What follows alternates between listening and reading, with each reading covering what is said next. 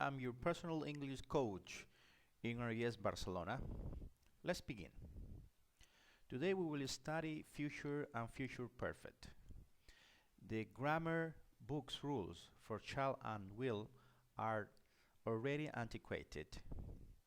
When the increasingly popular use of going to sounds out of the place sometimes, although wishful thinking has tried to make it the solution to all problems. Two golden rules. Be aware of innocent looking going to form, and second, when in doubt, use will. So, going to as a future form is not a pure futurity. With persons has a meaning of intention or certainty. Example, he's going to give me a new one tomorrow.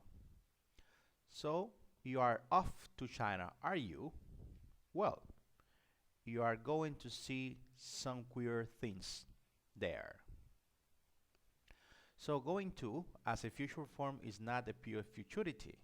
With things has meaning of probability or inevitability in the mind of a speaker. Example, look at, the tram is going to overturn. What's going to happen next? So pure future, normal, pure or colorless future is expressed by shall in the first person singular and plural. Example, I shall, we shall.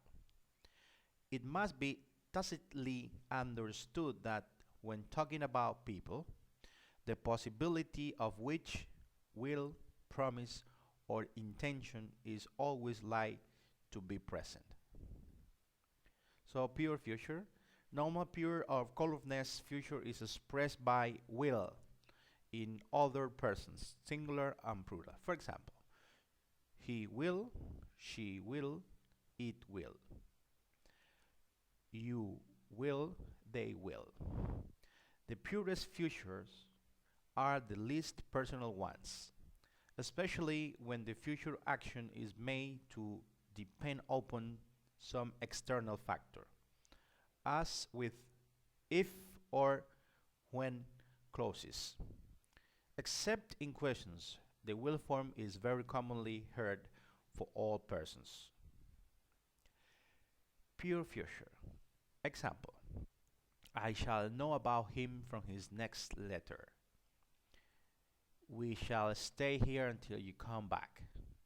I must be tacitly understood that when talking about people, the possibility of which will, promise, or intention is always likely to be present.